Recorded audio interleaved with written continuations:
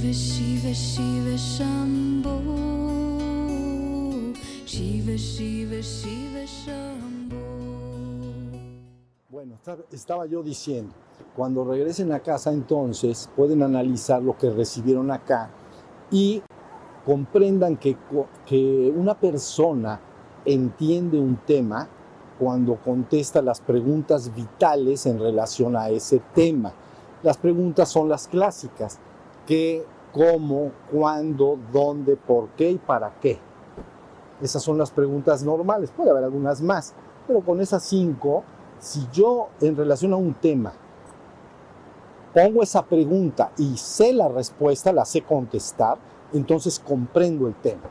Si no, quiere decir que no lo he comprendido suficientemente, tengo que estudiarlo un poco más.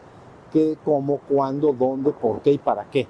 Entonces las vamos a revisar en unos 2 o 3 o 4 minutos, es muy sencillo. Y ustedes me van a ir asentando si van entendiendo, si se entiende lo que cada una de estas preguntas. ¿Qué es el despertar espiritual? ¿Se entiende más o menos? Está claro, ¿no? Quiere decir que el hombre vive normalmente entre las actividades del cuerpo y la mente, y aunque la conciencia está presente siempre en su vida, porque efectivamente se da cuenta de todo, no tiene bien separada esa actividad llamada la conciencia, ser o espíritu. No la ha recuperado, está demasiado enredada con, de alguna manera, la información que llega del cuerpo y la información que llega de la mente. Entonces el trabajo espiritual o el despertar espiritual, ¿qué es el despertar? Pues tengo que rescatar, o a veces yo le he llamado desenredar, porque parece que está enredado, ¿no? Está muy metido. Entonces, a base de todas las prácticas, vas desenredando poco a poco y logrando rescatar, porque lo desenredo y lo rescato. Entonces, ahora ya tengo recuperado en mi experiencia y en mi vida esa conciencia despierta de ser, que es el espíritu humano, que es la conciencia del ser humano. ¿Ya vieron? Entonces, ¿qué es despertar? Está claro. ¿Cómo despertar? ¿Qué cómo? Entonces, ¿cómo? Todas las prácticas, hay muchísimas más, pero todas las prácticas que hicimos acá, aunque parecen muy, de hecho lo son prácticas simples, pero muy poderosas. ¿Ya viste? Porque con el manejo de lo que se hizo con las prácticas de afuera, en medio, adentro y al sí mismo, las prácticas que hicieron con Ana y Kush, toda la dinámica de mantras, música, etcétera, se va logrando ese objetivo. Quien quisiera más saber esto, ahí en las páginas de internet hay muchísima información, cómo se explica en otras tradiciones, etcétera. Entonces, ¿cómo puedo despertar? Porque si sé qué es, pero no sé cómo, pues estoy en un problema grande, ¿no? Tengo que saber cómo despertar. ¿Qué, cómo, cuándo? ¿Cuándo surgió la enseñanza que conduce al despertar? Entonces, esta es una información mucho más académica, digamos, tendrías que entrar. También nosotros dejamos trabajo en este tema en relación a algo que llamamos Universidad de Misticosofía, allá en la red, en internet. Pero entonces, ¿qué, cómo, cuándo surge?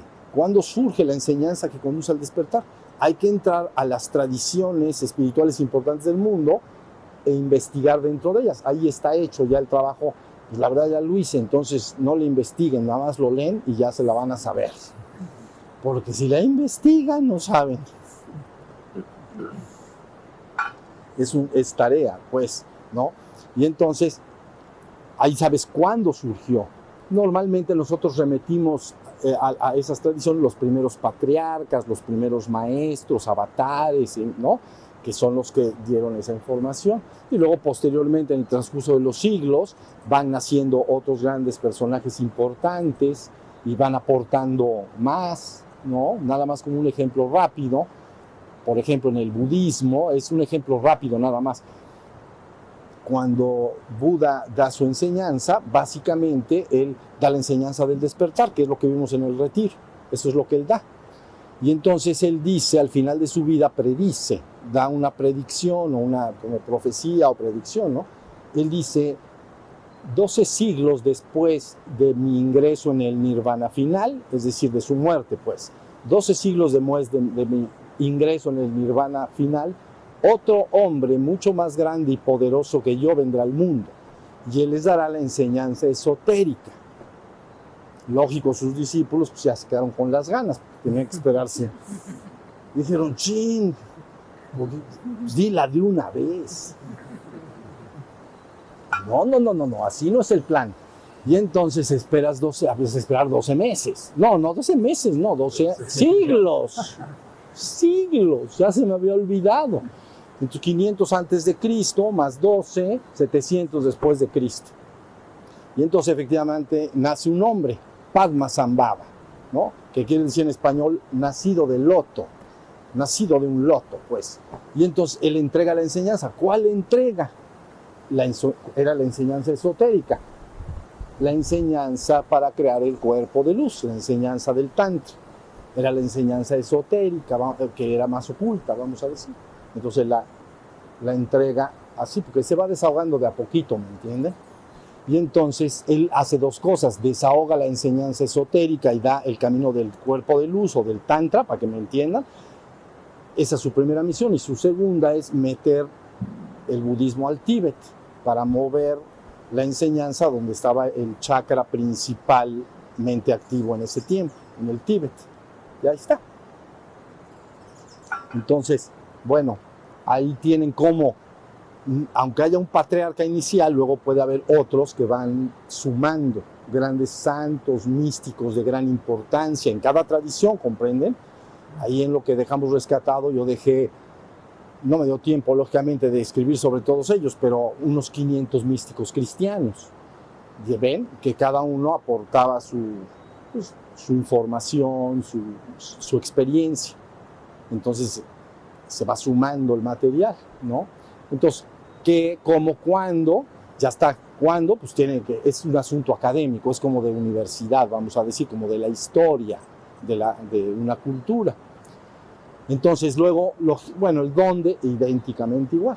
Entonces, ¿dónde surgió esa tradición que surgió en tal momento, en ese cuándo inicial, ¿no? Y entonces, pues nació en tal parte. Si volvemos, nada más por dar el ejemplo, nada más por eso, si hablamos del budismo, dices, es que nació 500 años antes de Cristo, con Buda, y luego la enseñanza fluye al Tíbet, y fluye a China, y se va a Japón, y recién el siglo pasado empezó a llegar a Europa y América. O sea que hubo que esperar 2500 años para tener acceso a esa información. ¿Ya vieron? Está guardadita en los rollitos, nadie lo puede leer. Y primero, lo tienen los monjes, lo puedes leer, pero está difícil que lo entiendas, porque está en Pali, ¿me entiendes? Entonces lo abres y dices, ¿esto es? Entonces tienes que esperar a que, ¿no? El siglo pasado, Harvard y Oxford, otras universidades de gran relevancia y importancia, con especialistas en lingüística, para que vean el esfuerzo, mandan sus especialistas en lengua a la India, al Tíbet, etcétera, para tomar estos documentos y pasarlos a los idiomas actuales que conocemos. Entonces hay que pasarlos inicialmente se pasa normalmente al alemán, y luego francés, inglés, y luego ya llega al español. Dragonetti es una autora, es argentina, me parece que es argentina, que ha hecho una gran labor haciendo la traducción de todos estos documentos, tanto hindúes y los budistas, a la lengua española. ¿Ya vieron? Entonces, ¿qué, cómo, cuándo, dónde? Ya está. ¿Por qué? ¿Por qué? Bueno, porque el hombre vive en ignorancia y sufrimiento. Cuando yo digo ignorancia, no quiere decir que ignoras algo en particular. Si te preguntan, o a mí me preguntan, ¿sabes francés? No sé hablar francés. ¿Sabes checoslovaco? No sé hablarlo. Ruso, no sé hablarlo. Entonces, no es ese tipo de conocimiento, ese tipo de ignorancia. Cuando se refiere espiritualmente a la palabra ignorancia, quiere decir que el ser humano ignora quién es o ignora cuál es su verdadera naturaleza espiritual. Entonces vives en ignorancia de lo que verdaderamente eres. No son conocimientos del mundo, académicos, ¿no? Matemáticas o algo así. Simplemente ignoras quién eres. Y el resultado natural de la ignorancia es el sufrimiento. ignoro quién soy y por lo tanto el sufrimiento es inevitable. Entonces, por eso se busca liberar a la humanidad de la ignorancia y el sufrimiento. Entonces, ese es el porqué realmente. Si la humanidad estuviera actualmente o en los siglos pasados en perfecta dicha, alegría y felicidad plena, no buscaría nada. ¿Sí se entendió? Y sigue buscando. Pero está bien demostrado que aunque una persona o comunidad o civilización alcance grandes logros en el mundo material de desarrollo, sigue insatisfecha porque no ha encontrado esa otra parte. ¿Ya me entendieron? Entonces, ahí la idea, porque si no ya estaría la solución muy fácil. Dices, ok, tanto como persona, familia, pueblo o país, vamos a decir, logramos un desarrollo importante para que no tengamos necesidades físicas, el desarrollo de la medicina para no enfermar y cosas por el estilo, ya estoy en la dicha plena, ¿no? Porque aunque se haya desarrollado mucho una cultura, falta esa otra parte. Entonces la persona sigue buscando. ¿Ya vieron? Entonces esa es la razón de que la búsqueda no va a completarse hasta que la persona no encuentre cuál es su verdadera naturaleza espiritual. Entonces ahí tienen la idea. Entonces esa es la razón de que la enseñanza siempre tenga que estar y la que definitivamente libera al hombre de la ignorancia y el sufrimiento y lo logra rescatar, así se llama, redimir, ¿se acuerdan? Rescatar. Entonces ahí se tiene la idea. Entonces vamos en qué, cómo, cuándo, dónde, por qué. Era por qué. Y para qué está unida la anterior. ¿Para qué? Para liberar a la persona de ese sufrimiento. ¿Por qué? Porque el hombre sufre. Si no sufriera, no buscaría nada. Entonces, ¿por qué? Por eso. ¿Para qué? Pues para liberarlo de ese sufrimiento. Entonces la persona, francamente, seguirá buscando, créanlo, hasta que puede un individuo en el mundo no hacerlo durante toda una vida, no pasa nada.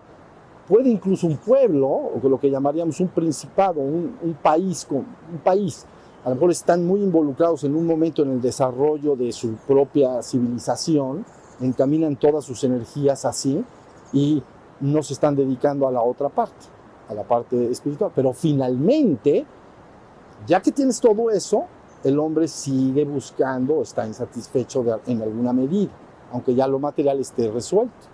¿Ya vieron? Nuestra civilización actual, vamos a decir, más occidental, pero ya se permeó hacia Oriente, entonces parte básicamente, pues sí, yo creo que de Newton y Descartes. Entonces la ciencia Newton es el que propulsa el desarrollo ya del desarrollo de la ciencia aplicada en la civilización en Europa. Y Descartes la parte filosófica. ¿Ya vieron? Entonces, pero es hacia el mundo. Entonces todo Occidente, Europa y luego América luego también, se dedicó siglos, ¿ya vieron?, a desarrollar y liberarse de los asuntos y necesidades humanas. Ya se ha logrado en gran medida. Muchos países están muy desarrollados, pero finalmente, el gusanito. Tienes un gusanito que te dice, no estoy del todo bien. Bueno, algo falta. ¿Ya vieron? Entonces, esa es la idea. Ya vieron que cuando ustedes se acerquen al tema, ya ahora tienes idea de esto. Cuando escuches a alguien hablar del tema, es fácil darse cuenta si la persona entiende bien lo que está diciendo o no, porque cualquiera de esas preguntas no las puede resolver. Entonces con esto, ustedes si me hacen así o así, ¿qué quiere decir? ¿Sí se entendió todo así? No voy a decir así porque volvemos a empezar, nos quedamos otros 3 días. Bueno. No, sí o no, ¿verdad que está clarito? La verdad es la verdad, clarito. A mí me gusta una cosa, esa frase que usamos, al grano como la paloma, ¿sí o no? Está la catedral, ¿no? Avientas el grano y baja la paloma y se la come, no se pone a platicar otra cosa. A veces corretean a los palomos, corretean a las palomas, pero ese es el hábito que tenemos Ya no podemos resolver ese problema, ¿entienden? Ni humanos ni animales. Ese problema ya nos llevó palomos y palomos. Pero lo normal es que vaya al grano, la paloma al grano, ¿no? Entonces, ve al grano como la paloma, no andes dando vueltas. Se puede ocupar del otro que platiqué, pero eso no. ¿Ya vieron? Entonces a mí la verdad, yo les digo, la búsqueda espiritual puede durar en un hombre años. Y sí conozco personas que han buscado y han tenido contacto de muchas maneras, con muchos libros, con muchos cursos, pero finalmente vas notando y dices, es que no la encontró, no la tiene clara. Y ya hizo de todo. ¿Ya vieron? Ya se fue a meter por allá a las cuevas, y ya se fue a Sudamérica, fue a ver a los incas, y ya se fue para allá a ver a los celtas, y luego le dices, bueno, ¿y luego qué? Pues es que como que todavía no le agarro, hijo. Entonces eso no me gusta. A mí me gusta, ¿quieres saber esto? Esto es, punto. ¿Vale? A mí me gusta, como dijimos de la paloma, las dos cosas que dijimos de la paloma. Entonces... del paloma. El cucurrucucú. Bueno, ahí tienen lo que va a pasar entonces. Bueno, entonces ya tenemos las respuestas. ¿Ya vieron? Ahora quiero hacer nada más un comentario para que como se tocó el tema de Quetzalcóatl y de la toltequidad, y porque estamos en el lugar en donde esa tradición es de suma importancia, quiero decir algo que es importante. Mire, cuando uno nuevamente estudia, pero ahora las civilizaciones originarias del mundo, entiéndese por cultura originaria aquella cultura que la ciencia académica como antropología, arqueología, historia, no encuentra de dónde se nutrió esa civilización. No encuentra de dónde se nutrió. Entonces por eso la llaman originaria, como si ahí salió. Con seguridad, desde el punto de vista esotérico y oculto, viene de más atrás, todo viene de más atrás. Pero la academia, vamos a decir, le llama originario cuando no lo encuentra en forma de demostrarlo. Entonces, por ejemplo, para que se entienda, Grecia. Entonces, Grecia no es una cultura originaria, porque ellos bebieron toda la información de la cultura de Egipto. Y entonces se nutrieron de ella, mamaron toda esa cultura por el contacto y elaboraron su propia cultura. Pero puedes estudiarle y decir, esto viene de acá, si se encuentra, pues no es originaria. Lógicamente, los romanos pues beben de los griegos. Y eso sí se la copiaron enterita, ¿me entiendes? Nada más le cambiaron el nombre. Zeus, Júpiter, y vámonos. Ya me entendieron, ya. Y pues ahí le ponemos acá. Y ya tengo mis deidades y todo, ya me entendieron. Entonces, bueno, para que entiendan lo que quiero decir. Entonces, hay 5, y solo 5 culturas originarias en el mundo que considera la academia oficial, no la parte espiritual, no la parte esotérica, ¿no? Si no te tendrías que ir a Lemuria, tendrías que entender otras cosas, pero me refiero a la academia, dice, en el mundo olvídense, estas son 5 culturas, no sabemos de dónde bebieron, y como no sabemos de dónde bebieron, seguramente, pues ahí surgió, ahí tuvo que haber surgido. Entonces nada más para repasar, son Egipto, es la primera cultura que no se detecta de dónde vino y de dónde bebieron. Entonces le llama original. Luego, número 2, entonces Sumeria, que son Mesopotamia, pues, entre el Tigris y el Éufrates, ahí. Son los sumerios y todo eso, no se sabe de dónde bebieron. Son las tablillas más antiguas que hay. Esas tablillas, por cierto, nutrieron a todo el contenido literario de la Biblia, ¿ok? De ahí son copiadas. Sumerios. ¿Las tablas? Las tablillas sumerias, sí. Tablillas. Entonces, ahí tienen 2. Luego hay una cultura poco conocida, pero para la parte académica resulta muy importante, que se llama la cultura del Valle del Indo.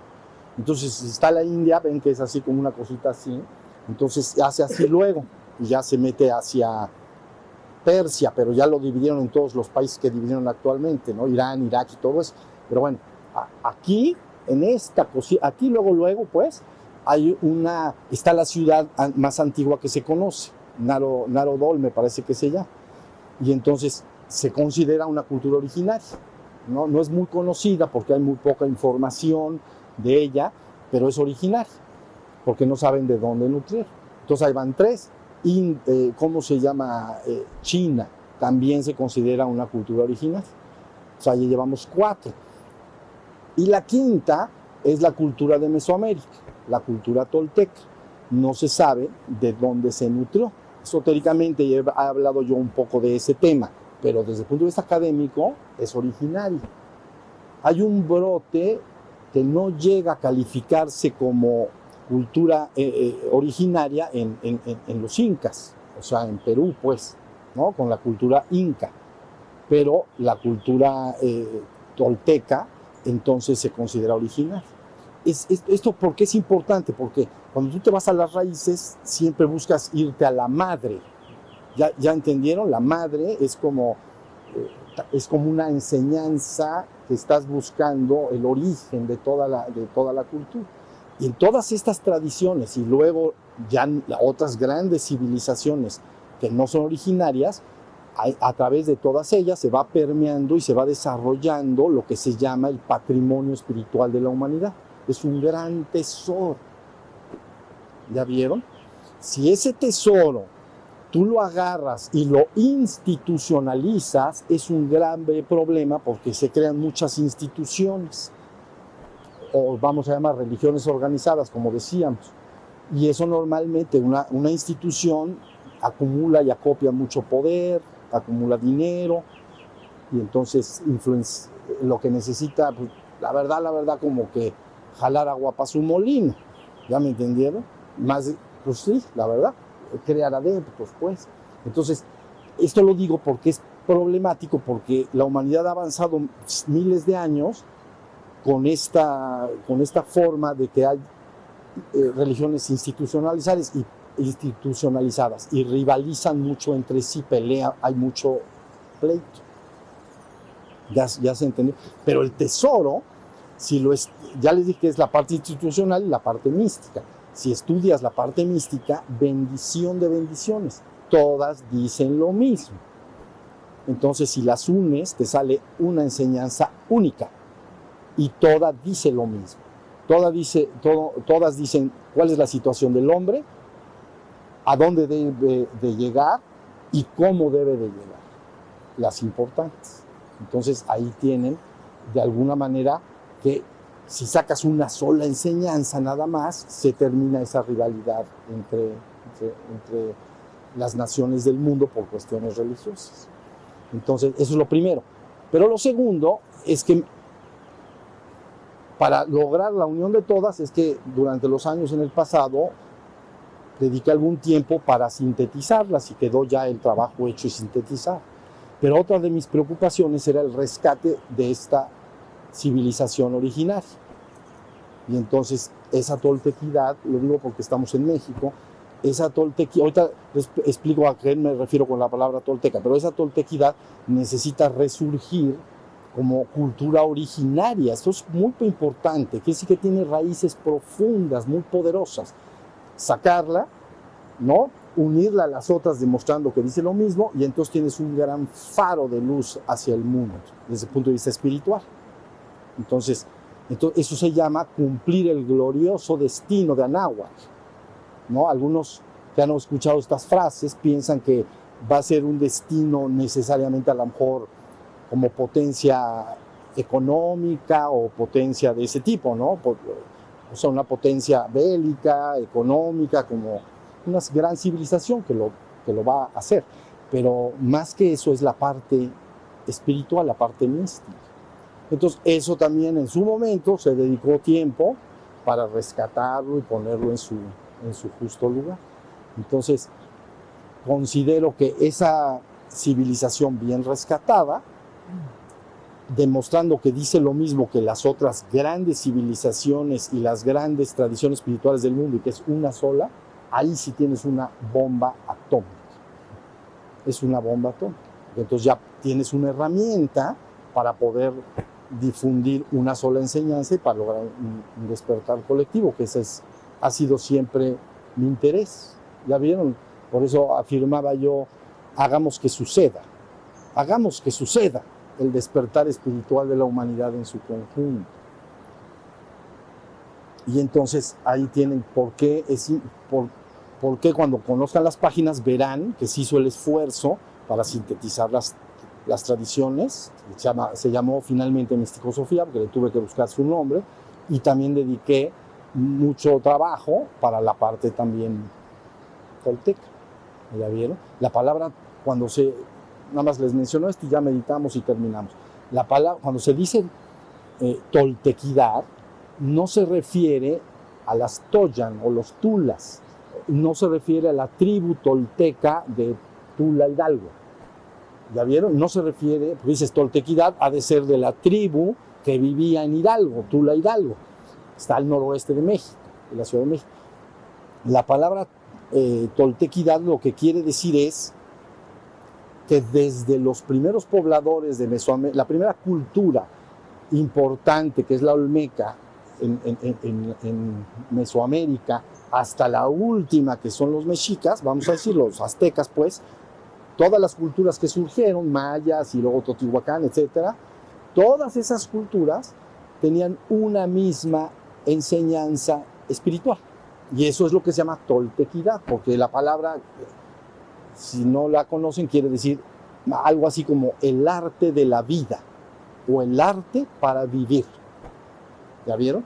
Pero no es una tribu, sino es la totalidad de todas las civilizaciones durante 3.000 años, o desde los olmecas hasta 1.500, vamos a decir. ¿Ya vieron? Y entonces, cuando uno conoce esta cultura, inmediatamente detectas que tienen dos partes. Una es el arte del buen vivir entre los hombres como sociedad, como cultura, etcétera, cómo vivir en armonía unos con otros, etcétera. Y la dos, cómo reconectar al ser humano con el chief, ¿ya me entendieron? Con el mero chief. Y entonces ahí está el asunto, esto es importante. Entonces tiene las dos cosas, es maravillosa, crean, yo se los comenté ayer. Pero bueno, esto lo quería comentar porque es importante que se entienda lo que es el tesoro, el patrimonio espiritual de la humanidad. Imagina un hermoso y gran tesoro, y tú cuando tienes un tesoro debes atesorarlo y debes guardar. Si no te lo encuentras, pues ya ni modo, pero si te lo encuentras, guardarlo, protegerlo, abrazarlo, porque verdaderamente cuando se tiene un tesoro resulta estúpido no prestar atención y perderlo. ¿Sí se entendió? Como si no fuera nada. Entonces, estamos en esa tarea, el rescate de todas estas tradiciones para que se tenga todo el tesoro acumulado y lograr un buen faro. ¿Ya vieron? Y eso se llama glorioso destino de Anáhuac.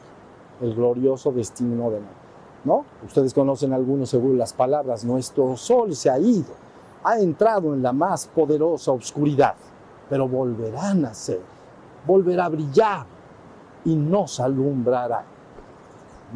Entonces, tienen que comprender, ya ahorita no vamos a hablar de eso porque no vamos, quién sabe a qué hora nos vamos a ir, pero entran por ahí y deben entender muy bien lo que es el quinto sol, qué son los soles anteriores, cómo está ajustado no astrología, sino astronomía pura y dura. Está basado en astronomía pura y dura.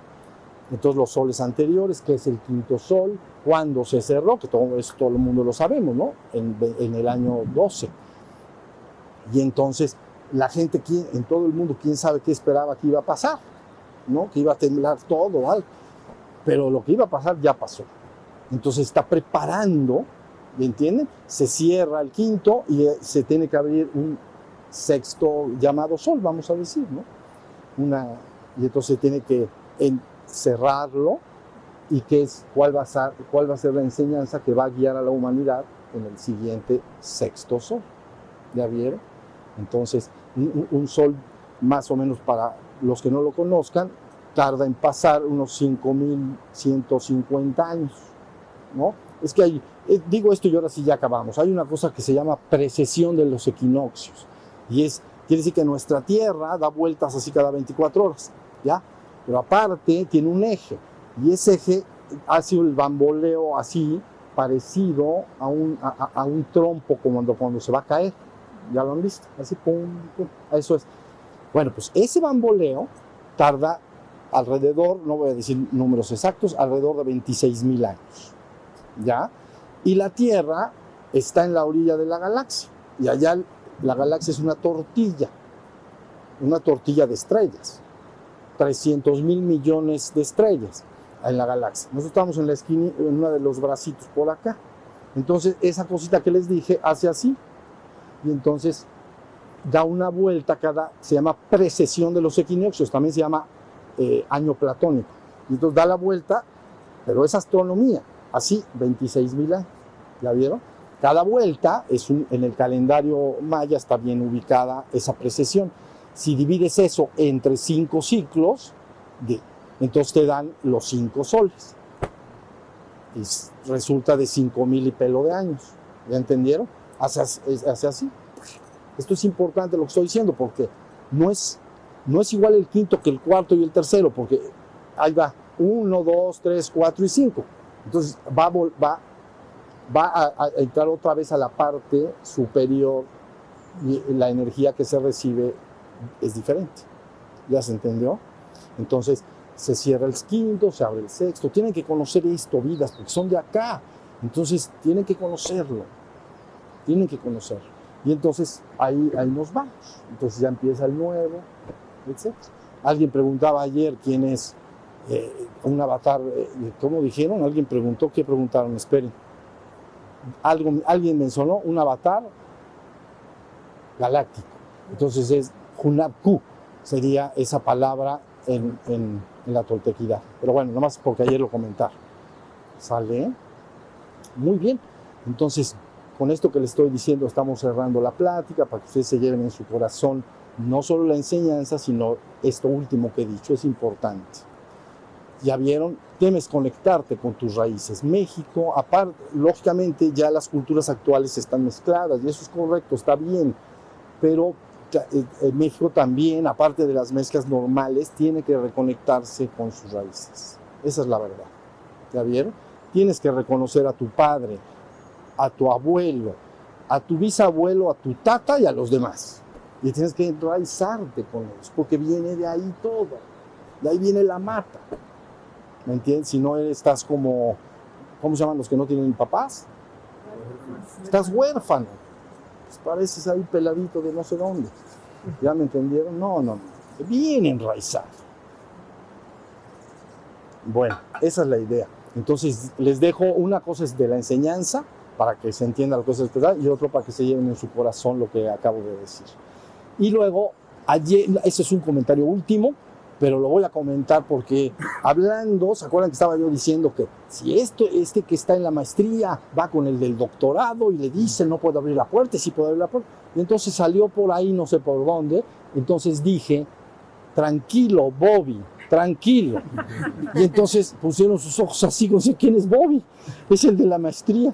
Y entonces les dije, es una canción. Y entonces, yo no sé si todos entendieron, pero yo ya lo entienden, más o menos entienden. ¿Han oído Me sube la bilirrubina? Es esa. Bobby es el de la canción. Entonces llega el médico, lo acuesta la enfermera, y él dice, es que quítame porque ya me siento. Tranquilo, Bobby, tranquilo, lo deja acostado en la... Pero es que así salió, y entonces dije, ¿qué habrán pensado? ¿Quién es Bobby? Entonces lo aclaro para que sepan que Bobby es el personaje de Me sube la bilirrubina. Canción preciosa.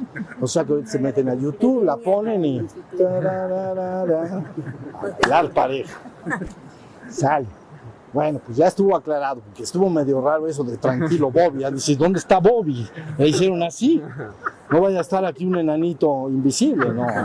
No hay tal. Es el de la bilirrubina. Muy bien, vidas. Pues entonces ahora sí vamos a meditar, pero les voy a pedir algo. Cuando cierren sus ojos, yo lo único que necesito es que sientan agradecimiento y que siempre, el agradecimiento en esta ocasión es porque estuvimos juntos y porque tuvimos la fortuna de poder compartir todos estos 3 días.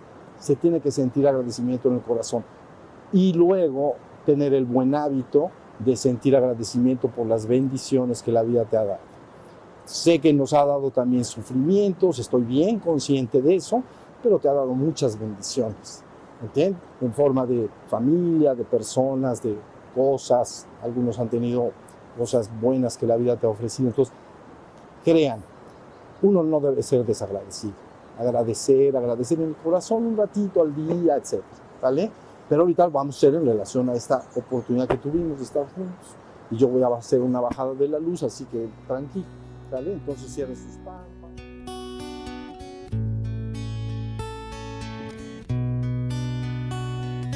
Shiva Shiva Shiva Shambho, Shiva Shiva Shiva Shambho.